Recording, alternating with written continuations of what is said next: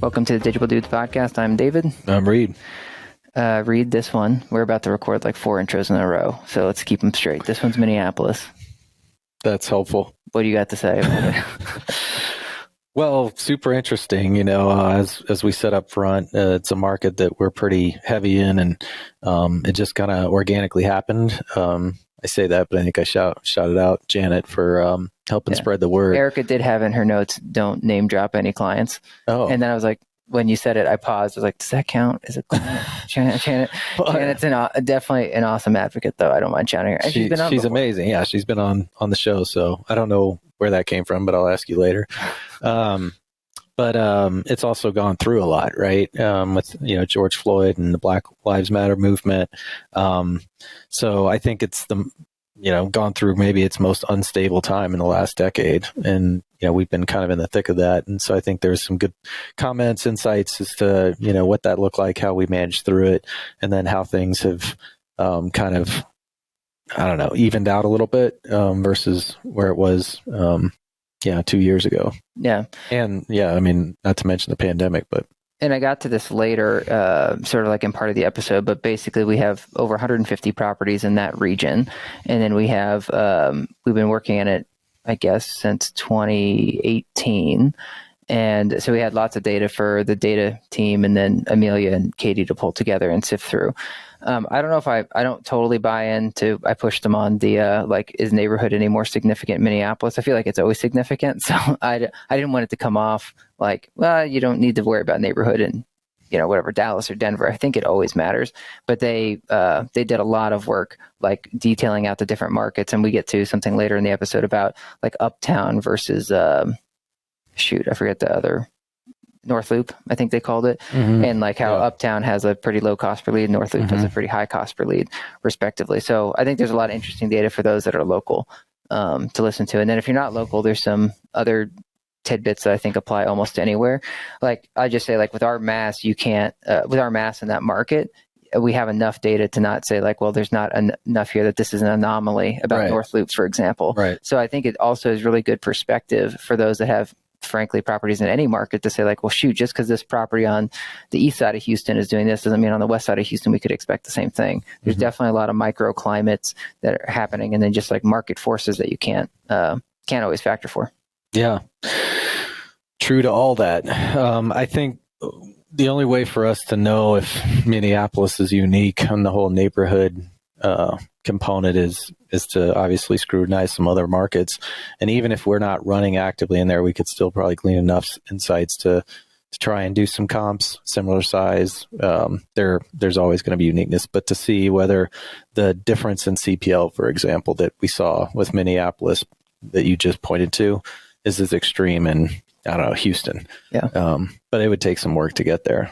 And part of me just trusts Amelia because she actually grew up there and has reference here in Colorado now that she's lived in Denver for a while. Plus, every time I work with Amelia, she's incredible. Like even when we had a client in Salt Lake City and she was bringing stuff up, I was like, shoot, are you from Salt Lake City? But one of the crazy Salt Lake City facts she gave me on one client call was we were discussing like co-working places and like the effectiveness or whatever, the impact to ad campaigns because of that. And she's like, well, Salt Lake City has a high propensity for Etsy shops and blah, blah. And I'm like, where the hell did you get this? She's just like always on top of like learning her market well and always has those facts to pull out.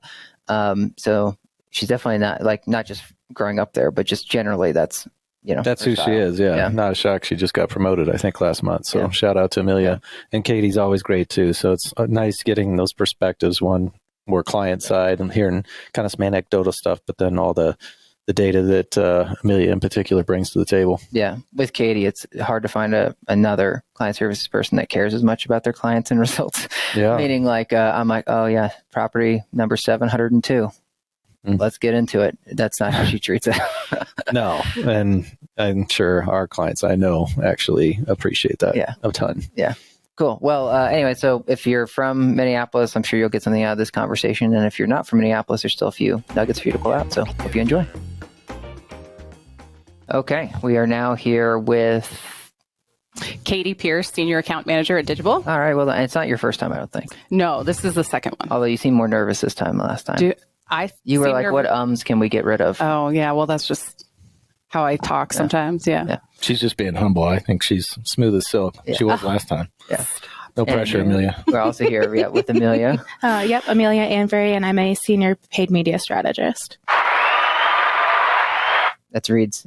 He now knows which buttons to hit, so you get drops. It only took me 6 weeks. Yeah. We'll throw in Lurch's drop later because you wanted to custom drop Lurch in there. The yay. Yeah. I'm surprised you haven't worked in your, not Chevy Chase, but you know where I'm going. Although you kind of removed that from your own repertoire. Wasn't it not Cousin Eddie, but what's the thing you used to always do? Cousin Eddie.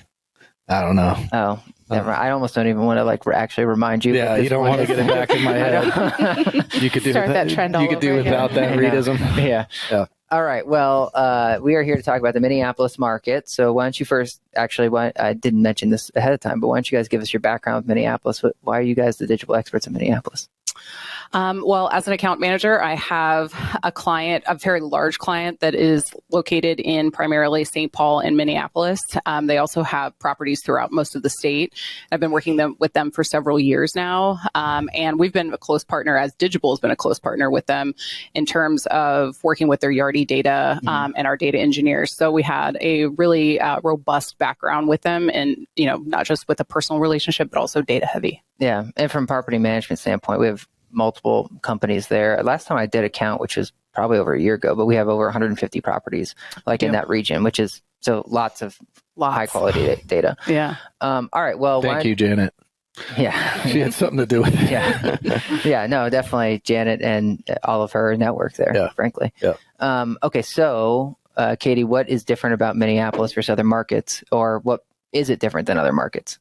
Well, in terms of concentration, certainly our own client base is something that stands out here at Digible. But in addition to that, because of its unique structure, there's a heavy influence or importance placed upon neighborhood data, and being able to tap into that kind of granular level of targeting and to revolve your strategy around it.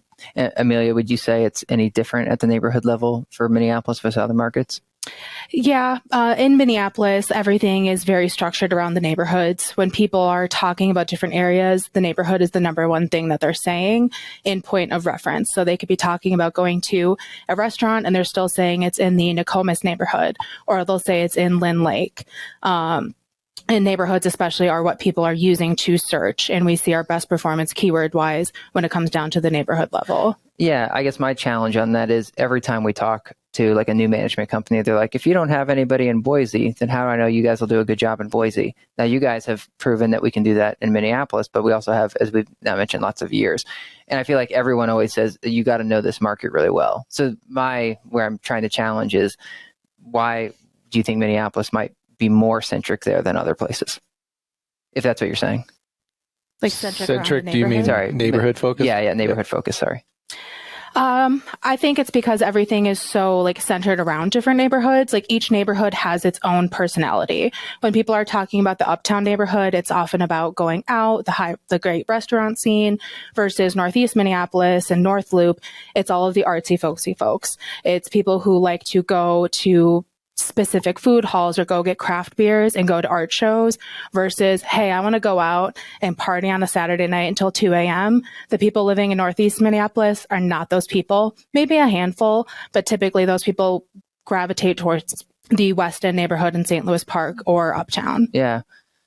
I'll do one more. But if you're in Denver, don't you think there's a big difference between Rhino and Lohi? And then wouldn't we then do different campaigns, Rhino and Lohi? So is it not so much that it's different for Minneapolis? It's just, maybe it's the level of distinction, not to speak for you, Amelia, but you do have neighborhoods in every major metro. And so there's always going to be that kind of separation or nuances. But perhaps Minneapolis is a little bit more exaggerated as far as one community or neighborhood to the next. I don't know if that's fair, Amelia, or if you have a sense of that. Yeah, that's a good, fair point. And then also the lack of transportation within Minneapolis. There's a lot of buses, but as far as light rail and stuff goes, it doesn't necessarily exist whatsoever within the actual city. So you can take it from downtown Minneapolis to downtown St. Paul, or from downtown Minneapolis to the airport. And other than that, there's no light rail. So getting from downtown Minneapolis to uptown is a very big hassle. So that's another reason why everything is so centered around neighborhoods. Because if you know this is the neighborhood I like, everything's within 10 minutes versus, okay, I'm going to live 20 minutes away, have to get on 4 different buses to get where I work or where I want to grocery shop. Another piece I might want to add to that is the historic piece. Denver's a great example of personality by neighborhood. But for the past 20 years, that's really where that development has taken place. There wasn't a ton of that beforehand. Whereas you have a very historic, long-established city and metro area like Minneapolis and St. Paul that have generations and generations of this evolution that they can speak to, whereas some of like the newer developments that are rising up don't carry that. Yeah, that's a great point. How would you compare? Well, I guess I was going to say it's basically a car city, though, right? Most people still have to have a car. It's fair. Okay, and then what about relocators? Is it because I'd say Denver is very heavy relocation. So Reed and I experiences when we moved here, we didn't know the difference between Rhino and Lohi, so we were just like Denver, where to live, right? So is it more of folks in Minneapolis kind of moving around within, or do they still have a pretty heavy relocation? The only data that I have to back up that would be last year they were having a 46% exodus rate with a 34% coming in rate. Wow. So they were definitely at a deficit there. That could have changed this year. I unfortunately don't have that data. Yeah. All right. Well, I know you guys pulled together a lot of data, so they kind of tried to warn me, Reed, that we're going to follow. This will be a data-driven podcast. So we'll let you guys go through some of your flow. We should have put the qualifier up front. Yeah. Be prepared. We're actually going to stay on track. We have a ton of data to go over. Yeah. Hopefully, it won't be. It'll be exciting though. Okay. Yeah. Well, one of the things that I definitely wanted to touch on was the project that we worked on from the client services side with our data team. We've actually been collecting data and looking at it for over a year prior to the conclusions that we came to. And the 2 main points that we looked at was a lead to lease journey broken out by property class. Was the primary one. So we took a look at all of our 150 plus properties and pulled from the date that someone submits a lead or places a call and becomes entered into the client's system towards when they actually want to move in. And our previous understanding was that the research journey leading up to them converting was pretty short. But what we were able to find out was that, we're actually seeing upwards of like 20 to 25 weeks in a lot of the months in terms of when they submit that form to when they want to move in. So that's a very long lead to lease journey. But we did take a look at that by property class. So you've got your luxury classes, the class A, maybe just below luxury. You've got your class B, and then we had a small cache of class C properties. So for the most part, we looked at A and B. And some of the most interesting data that we came from was, I'll tell you, our original hypothesis was that folks who are moving into a Class C property likely have a lower credit score, likely have less options, and therefore would have a longer research process. But what we found out is it's actually the opposite. And it's the Class A folks that are having at least twice as long of a lead to lease journey. And that really kind of blew the lid wide open in terms of our understanding of user behavior. And theories on that now that, because you didn't go in with that hypothesis, but now that you've seen the data, how are you guys settling with that? My perspective is that you have less options, so you have to be ready to pull the trigger when you have a lower credit score, fewer financial resources. Also, when you have income assisted living or class section 8, I think is what we refer to it as well. A lot of those don't churn. So you don't have a ton of churn at that class C property level. So when a unit becomes available, it is gone immediately because people are on wait lists. They have done that kind of thing. Yeah. And then thoughts on the Class A, why that's more protracted than you originally thought? I think that they have a lot more options. So, inherently when you are more financially stable, you don't have to move. If you don't, the reasons that would influence you to move, you've probably taken more time to put thought into where you are currently. Yeah. And therefore that, kind of knee-jerk reaction to get out or move across town is a much longer process of, research and evaluation. Yeah, makes sense to me. Anything to add, Amelia? No, I think she definitely hit the nail on the head. We see people doing a lot more research, so we have more opportunity to retarget them with display and paid social and really keep that awareness phase strong with those Class A and B properties compared to Class C. We also have a lot more competition between Class A and B. So there's just a lot more of them that exist within the Twin Cities area. So they have a lot more to look at and compare options as far as floor plans, pricing, amenities versus Class C. Like, just look at our client portfolio. I think it only ended up being, like 5 to 10%. So when you're in a certain price range, you're 10%. limited to those. Yeah. So what do you notice a difference in the type of leads that come from this market versus other markets? Meaning, like if it's 25 weeks, I would think I'd be more of a form fill kind of person versus I'm not going to call you. So do you guys see more, or do you see more form fills, Amelia, than other campaigns? Or are you still seeing same distribution of calls and form fills? That's actually something that we didn't get down to that level, but that would be interesting to look into. Just also knowing that Minneapolis is a younger demographic city. And I know more millennials don't necessarily like to call. So I personally, I'm a form fill person, but I can't speak to everybody from Minneapolis. Yeah. That is a great question, because it then makes me also think about chat, like the AI leasing agents, Right. by market. Where do they see the highest engagement levels? And it's not specific to Minneapolis, but it just made me wonder about that. Yeah. Well, what about while we're on this thread, anything underneath like Minneapolis metro, meaning we always talk in terms of the Twin Cities, which is not Minneapolis. It's obviously St. Paul, Minneapolis. But did you guys find any additional insights or differences between the two cities? That's where we really broke things down on a neighborhood level. So we were able to isolate Minneapolis by different neighborhoods, also St. Paul, but then we took a look at the greater Minnesota region. And, obviously we had less data to rely on for some of those, but we had some very granular data by neighborhood, depending on where your properties are, that we can definitely go over. Cool. Yeah. We'll dive in wherever you want. Okay. I'm ready for more data. And one thing also I wanted to point out too is that we learned just some takeaways from looking at our lead to lease journey over the course of a year.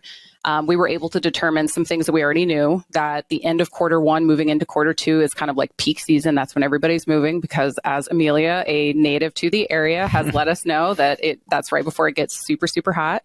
But then we've learned that August, September, and October are actually the lowest months in terms of user interest. So previously, we kind of assumed that was maybe at the end of quarter 4 around the holidays, but that's actually not true. Amelia, what is there school on the same type of schedule? Yeah, so school in the Minnesota state always starts, unless it's a private school, starts the day after Labor Day. So no matter what age group you're in, that's the day you start. And that's been a thing for as long as I can remember. I think it has to do with the state fair. So that could be people are trying to finish up before then.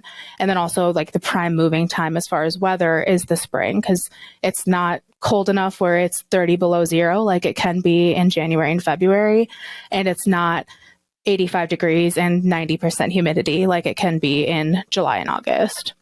So their research, as you guys were saying, is happening almost in Q4, to plan for move in Q1? Kind of Q1 research, Q2 starts to move in, and then move-in season still happens in the summer, but it's more so kind of early summer. Okay. We saw a huge drop going from July into August, huge drop. So whereas other markets, we compared the Twin Cities market to Denver and Portland, and we saw that they both had their peak in July, while Minneapolis had their peak in March and April. Wow. That's crazy. Right?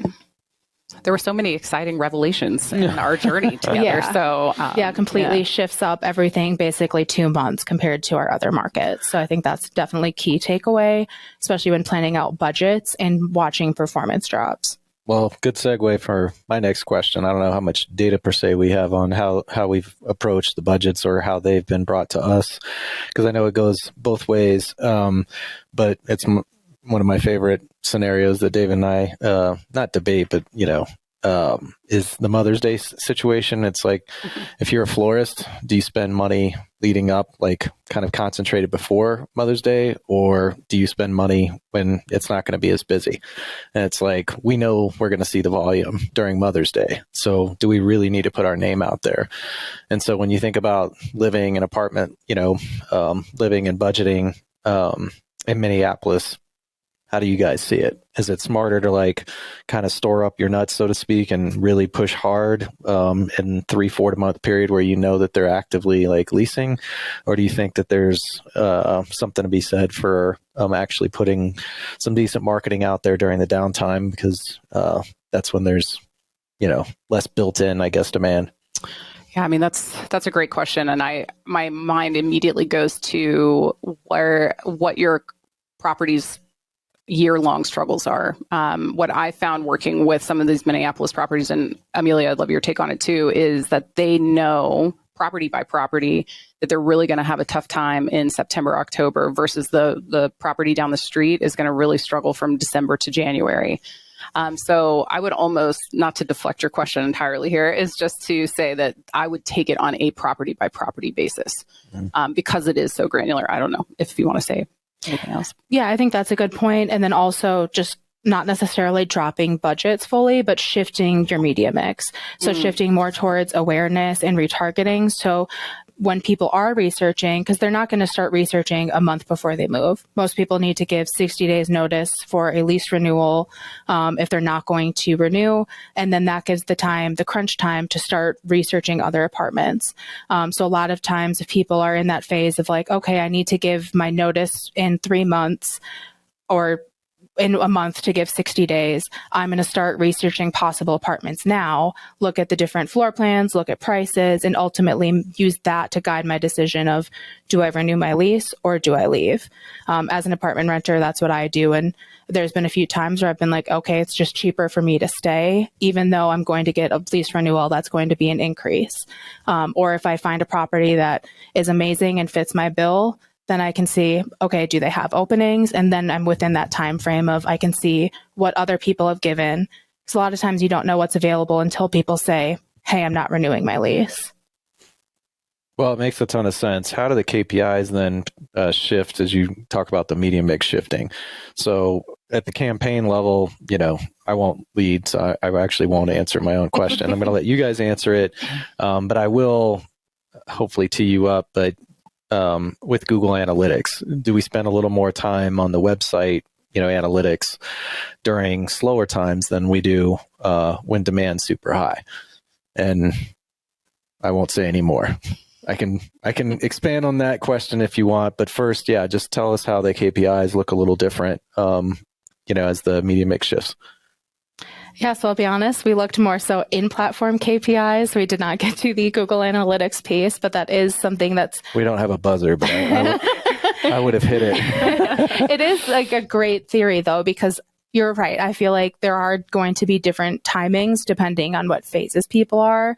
But I think that there's also the shift of not everybody fits on that standard leasing season. Mm-hmm. So there's always going to be people who are going to stay on there some more time, and they might be researching to move in February versus the people who are moving in May.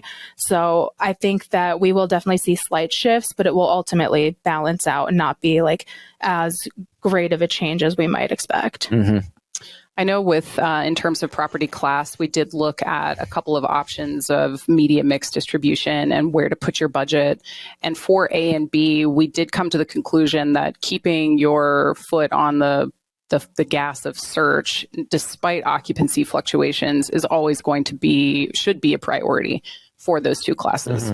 Mm-hmm.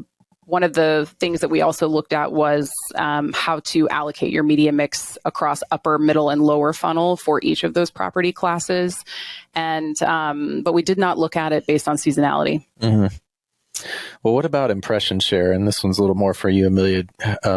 I feel like with some PMCs and in some markets, we've prioritized that and others not as much. How should we be thinking about impression share? So would you say in a market that's really been difficult, that's when we would pay more attention to that and potentially use it for kind of a budgeting reference point?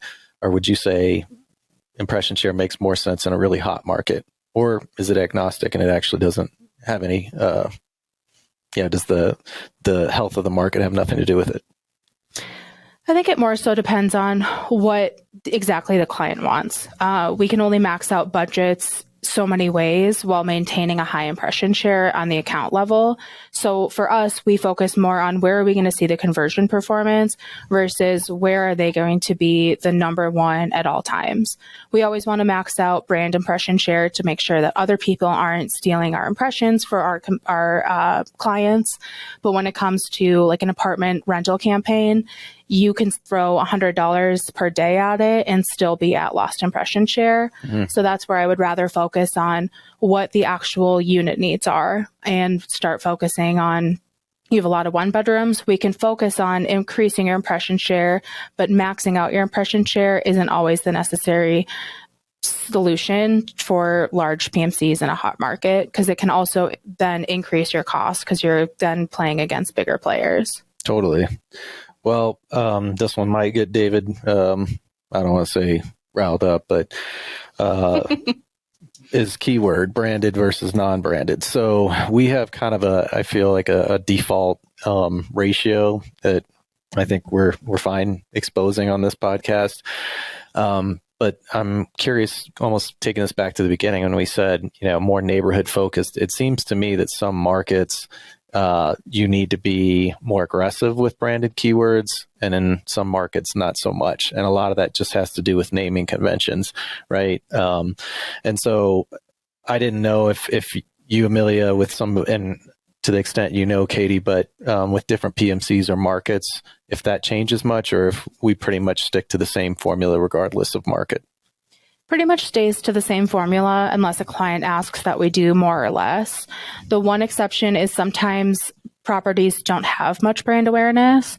A lot of times we find that with our apartments that have the building name in it. So if it's 123 apartments, we don't have as many brand searches as we have for great apartments that's right on the corner with great signage.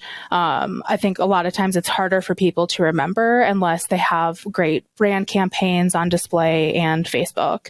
I actually had a property that had no brand searches for 6 months, and I kept pushing to add social or display, and we finally started getting some brand searches for them. It really showed that increase of actually people saying, hey, I've seen this before. I didn't click the ad, but I know the name, I've seen it, and then click it, or going on Google, searching the brand. We had our brand campaign there, and they also ran SEO. So they ultimately came out on the brand campaign. So my efforts worked there. And oftentimes we have a low cost per click there. So it's worth a lot to make sure that we're not losing people to a different competitor when oftentimes it's an 18 cent click. I think we just got a pro tip. Which one? On that approach, if you're not seeing it ramp up, some of the other platforms, and then you'll start building some branded. Yeah. But I was going to ask you, it seems like you were ready to dive in anyways, but just curious if you would think that branded keywords should change in a hot market versus a cool market. That has less to do with the neighborhood thing, but theoretically, do you have a theory there, or do you think it also doesn't matter, whether a market's sizzling or whether it's fledgling? I don't know. I don't have a great theory on if it matters on the market. I think it's more about the property and the awareness, because you have to know about the property to even do the branded search, right? Yeah. Where I was going is if it's a sizzling market, don't you have to double down on protecting your turf? It's you can't afford, to miss out on some of those branded searches in the event that you're getting them.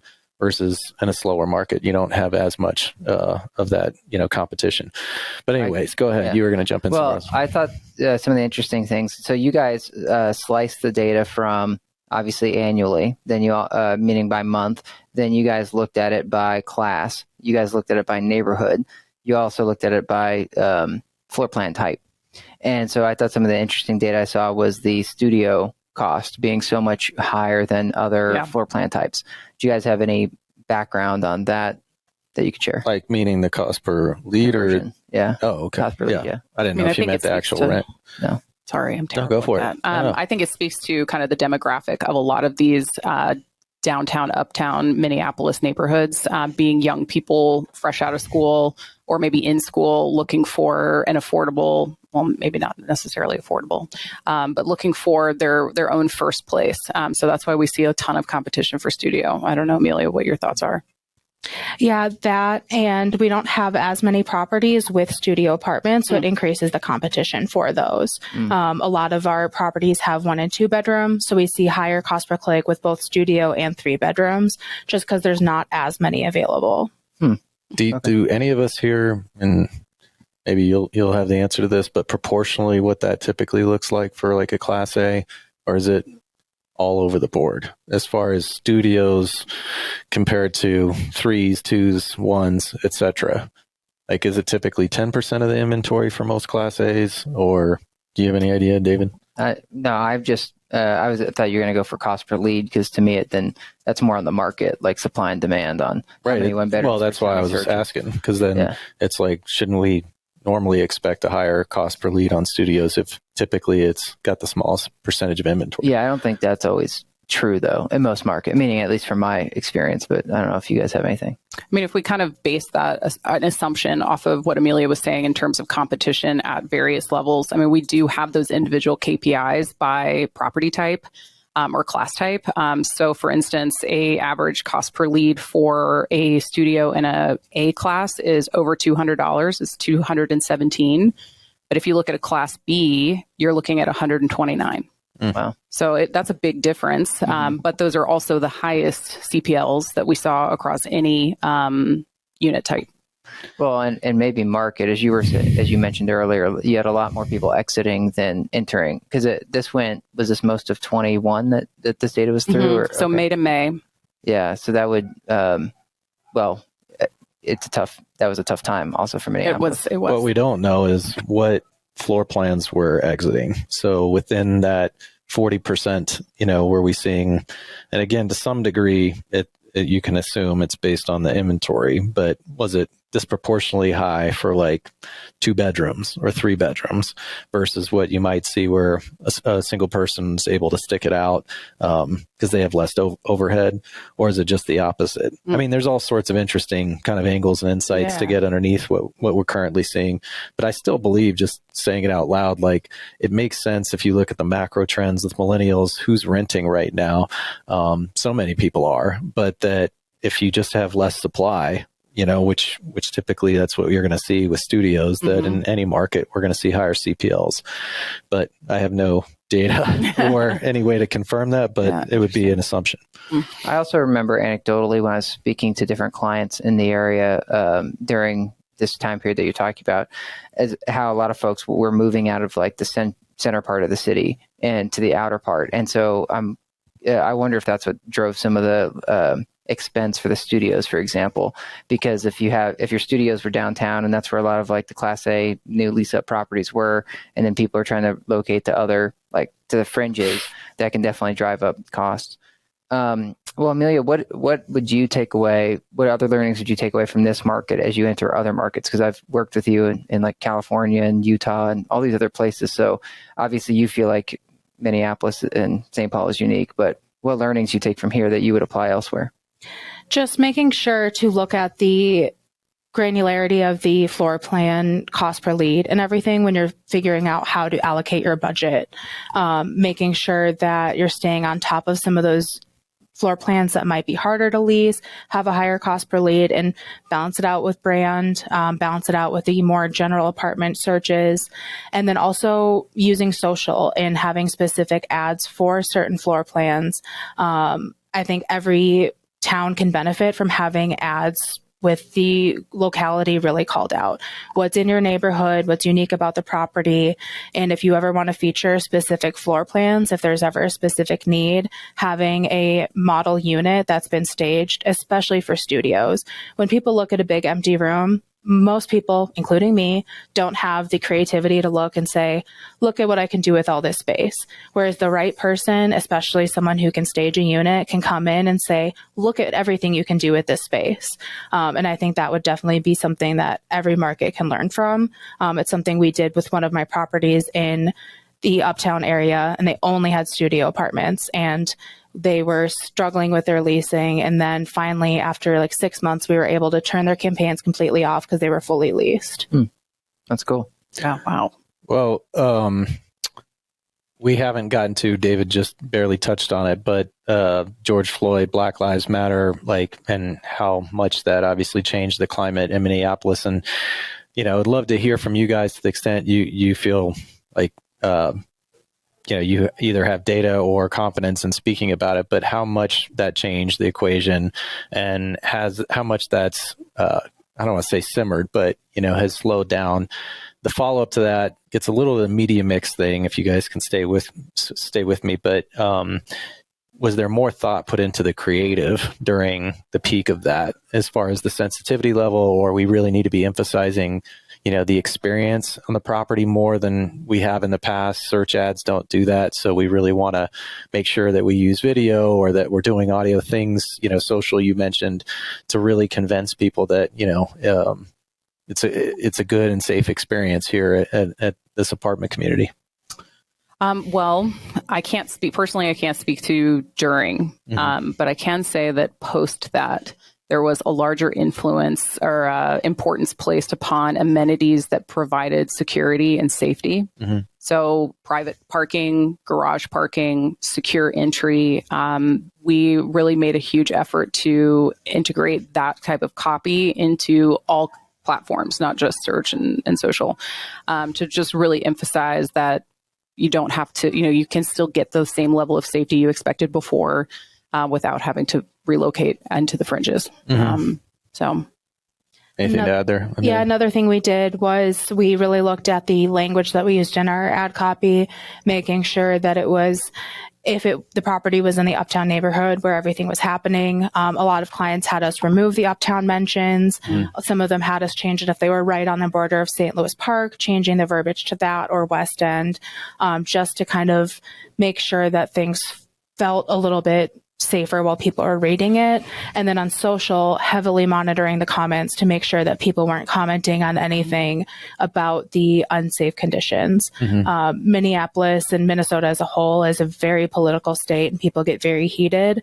And you get a lot of people from the suburbs who comment on ads or things regarding the city with very strong opinions. And that is something that we really had to watch, because you get people who live 4 hours away, nowhere, they've never been to the city yet. They have certain words that they love to say about Minneapolis. So we had to make sure that we were not showing up for those people and keeping them at arm's length, and making sure that the people in the city knew that it's still a great property. Yes, there's a lot going on, and a lot of people who are in the city were also outraged. And some of the people wanted to be closer to it and wanted to be closer to the action to help out.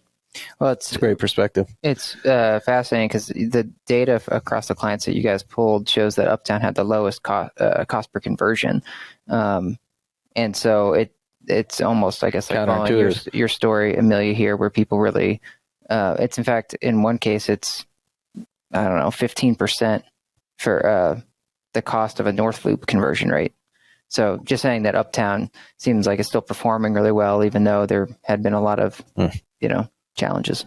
Yeah, it's still a very popular neighborhood, and especially with the easy access to everything that's around it. And that still is something that matters to a lot of people in the Minnesota area, especially Minneapolis. It also makes you wonder why North Loop is so damn expensive. It's also because North Loop is so dang expensive. If you look at the rents there, because it's the more up and coming neighborhood. So there's a lot of condos versus apartments. So the apartments that are there, they're very nice, and you also pay a very high price for them. So there's a lot of people who in their research might look at the apartments, get to the website and realize, ooh, I can't pay $3,500 a month for a 2-bedroom apartment, and then leave, which then can kind of raise that cost per lead as we get more people who unfortunately don't qualify. Yeah. The other thing I thought was interesting from your guys' presentation was the class type and how you should be treating the marketing funnel. You guys, to jump to the conclusion, came to like when you're focused on Class A, you should be thinking top of the funnel, campaigns, which is kind of what you were saying here earlier, Amelia. Class B is more of just a mix of being across the funnel, and then Class C was all conversions, and that is typically how I would think of, frankly, just about any market when it came to class. So no real changes there, even though some of these other insights that you guys pulled out. I had two more I wanted to squeeze in. one is also one of David's favorite topics, which is concessions.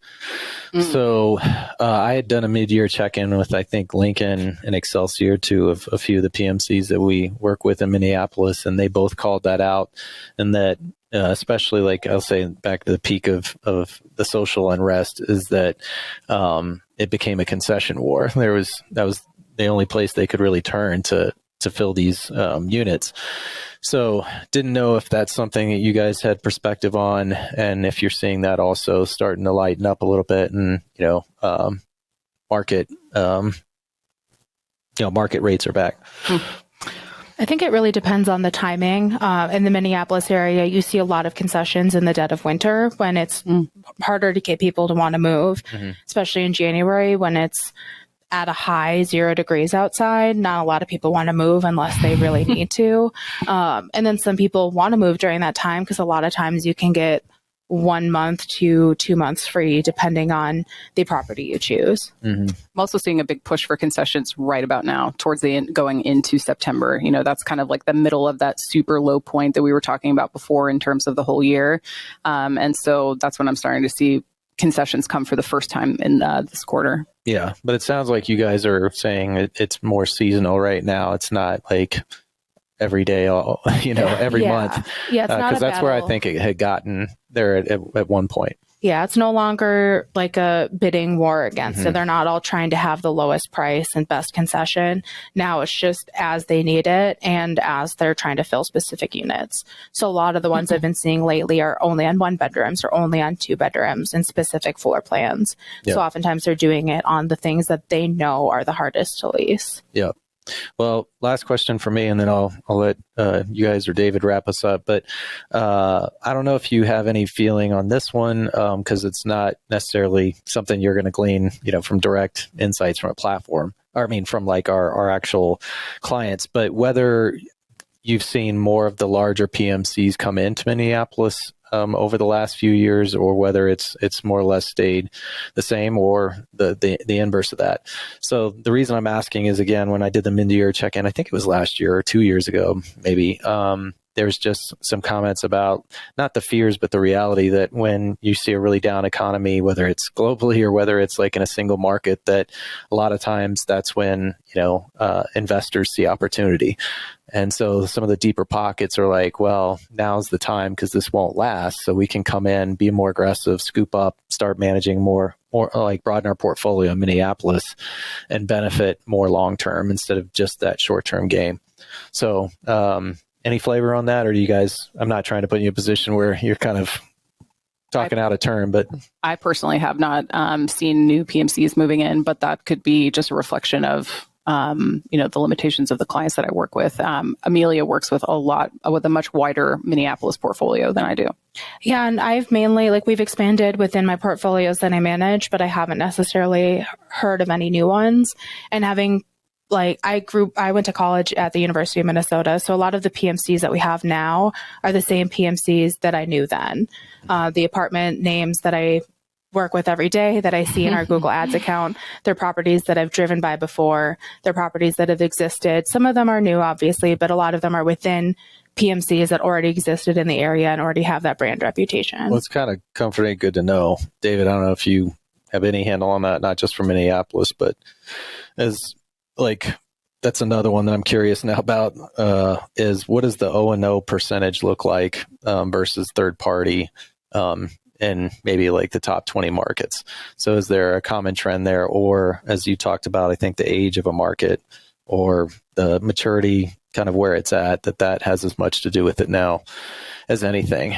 But you'd love to believe that kind of those, multi-generational almost like owners still have a footprint versus some of the larger third parties just swallowing everything up. And it sounds like Minneapolis has been able to kind of hold. Well, I'd also say it just takes time too. Like even if the market's struggling now, if it's a brand new build, it can take 3 to 5 years to get the permits, get it built, and before a management company even comes in. Yeah. So even if you had, these investors are thinking 5-10 years out when they're planning these projects. So unless it was something like a third party coming in and saying, we're going to try to gobble up market share, I don't think we would have heard about it yet. But we did witness some of that with some of the acquisitions that happened in that market. Yeah, but I wouldn't those say are it was new. perfect examples, it was just actually. like more of just like consolidation. Yeah. I do like anecdotally again, like a lot of our clients in that area are owned and operated versus third party. In most other markets, it tends to be third party. So I have always found that interesting that we have so many folks that are just like, I guess, really invested in the market, which is versus other folks from other markets. They're more looking just for a great investment and they're not as focused on like staying local. So again, that's just anecdotally.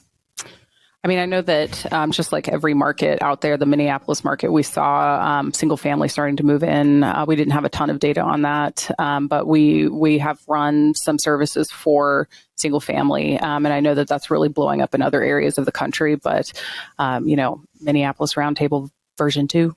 That's true. I think it 2023. may have been our first single family rental client was there. Yeah. It's really interesting, too, because when you look at class property demographics in terms of organic social presence, you see them be pretty similar. It's mostly the 25 to 35-year-old age range.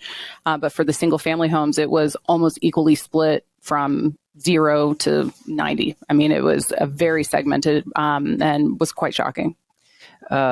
All right. Well, as we wrap up here, is there anything that we missed? I mean, you guys had pulled together like 40 slides when you did the lunch and learn for the company, which I thought was great. But obviously we missed 38. 38 slides. Yeah. I didn't want to just like read off a bunch of numbers, but is there anything like takeaways that you think folks should know? There's some really inventive, delicious food that comes out of that state. There's also a lot of super famous people and influential brands that have come out of that state. I mean, everybody knows Prince, but 3M was founded there. There's such a rich history and contribution to culture across the country that comes from Minneapolis. And I think that was one of my favorite parts of our presentation, was really just encouraging people, our fellow colleagues here, to fall in love with it as much as we were. And Amelia, being from the area, was like a key factor in giving us the scoop there. But just on the lighter side, there's a lot of really fun and interesting and unique pieces that go into what makes Minneapolis and St. Paul themselves. Very That's why cool. they're the best cities. Yeah. Oh yeah. Well, little biased. Did Tarjay? Did it get found? Was it founded in Minneapolis or Yep. just moved headquarters there? Founded in Minneapolis, and the very first store was in Roseville, Minnesota. Wow. That's Store nuts. one. They've changed the building, but I've been to that location many times. Yeah. I love that. It's my favorite store. Their clothes need to improve right now, but they'll turn it around. Everything goes in phases. Yeah. Yeah, it's funny because my wife's, that's probably her favorite store too. She'll say Amazon, and not because it's her favorite, but she just doesn't even think sometimes that's not really a store. It's a marketplace. Yeah. Yeah. Oh, that's a good way to look at it. Yeah. Target's very high on the list. And one thing that you pointed out too about all these great employers and headquarters that are in the area was that it presents a unique opportunity for targeting in Bing and also for geofencing. And I think that a lot of PMCs can, I don't want to say drag their feet, but that's not always the focus. And I think that's an excellent recommendation. Did you tell her to wait to mention Bing until we were wrapping up? I didn't even know. I didn't see that in the slides. I did, but geofencing and Bing are a great point. But go ahead. Oh, no, it's one of my favorite Did I get topics. myself in trouble for saying Bing? No, I almost got a tattoo with Bing on it. But Is it because we're partners officially? Did you guys hear? I didn't hear. Oh, yes, we are That may have just officially Bing agency partners. very cool. Right. That may just push me over. Yeah. Amelia. Reed's just been really hot on it for Right on the years, front of your decade. neck. I mean, Years, technically now it's Microsoft Ads, but it will always no. be Bing in my heart. Yeah. Did they change the name of the search engine too, or is it? I think so. Well, it's technically now just Yahoo, I think. Oh, That's Well, pathetic that that they can't be went right. Microsoft ads because I that's think what it's just- Google did. Oh, yeah. So it's still Bing as a search engine, but like the ads platform is Microsoft Ads, and it's all encompassing of Interesting. like Bing, Yahoo, AOL, MSN, Oh. all of everything that isn't Google pretty much is on that. Begs the question, the infinite game, David, is are they playing an infinite game over there or is it a finite mindset? Well, 'Cause if you think about, right, it's just like, what was it? Who was the copycat? It was his Apple, what was the device, the MP3? Zune. Yes. Yes. Oh, wow. Zoom. What a So you throwback. connecting like No. here, it's like Well- Google ads, and then you guys come behind, and now it's Microsoft ads. Yeah, but there's are you good playing examples. a finite game or? No, well, I do think there's examples within Microsoft that is very finite. Like Simon Sinek points out in the book, like He the Zune crucified was. Bomber. But yeah, but obviously they've been doing really well now with the Yeah, CEO the new CEO. change. Yeah. And they've been playing more of an infinite game when it comes to like cloud computing and such. But that doesn't mean like you have these product managers that are assigned to like a Microsoft ads that maybe is now cleaning up the pieces of like what was more finite. Yeah. But it does seem like, well, I really like the direction they're headed right now. So hopefully that can stay and you don't get someone that's so focused on just like the financials. I hope it stays. You know I do. But you want the Zune back? Is that what you're saying? No, I want Microsoft ads. They'll bring the Zune back and it'll be even bigger than before. Yeah, I definitely was a Zune person. Not because I liked it, but I was. This is back when like every dollar counted, and it was really hard to get like afford an iPod on my side. I came up with the name. I love that music is free now. Yeah, back when you had to pay like 99 cents a song. My life is so much more rich now than it was then. Spotify Premium, my savior. Yep, 100%. No ads for me. Just kidding. Well, Except I Says do the get paid it. media strategist. yeah. I actually listen to SoundCloud more, so they wow. have no ads, and Wow. I wonder how we could possibly break in there because You're I an feel indie like artist. I listen to a lot of dubstep when I'm working out, and there's some great playlists. So like hour-long mashups or things from like electric dance festivals. Cool. You have to like- share some of those. You talked to Mark about this yet? I have not, and I should. I should You talk guys to have on there. Yeah, Yeah. Caitlin as well, because I think she's gone to a few festivals. I think she's gone to a few that my sister has also been at. Yeah, Caitlin, I think came right out of the gate with some like really cool photos from a music festival, maybe in Yeah. her first or second day here at Digible. Yeah, It was and that's cool. the one where I was like, I'm pretty sure my sister was at that this last weekend. But there's thousands Yeah. of people there, so the chances that they saw each other are very low. But All right. you never know. Well, for those that got this far, share your meaning. Give us the link to your favorite workout playlist from SoundCloud, and we'll have it in the show notes for people. Okay. Well, the Yes. pressure is on. Yeah. Good suggestion. Yeah. You're out there now, Amelia. Yep. I mean, I'm helping another artist get out there. I already have one in mind too. Okay. Because he's like a lesser known artist too, Okay. so I feel like he could benefit. Okay. Cool. Awesome. All right, guys. Well, thanks for your time. We appreciate Yeah, it. thanks for having us.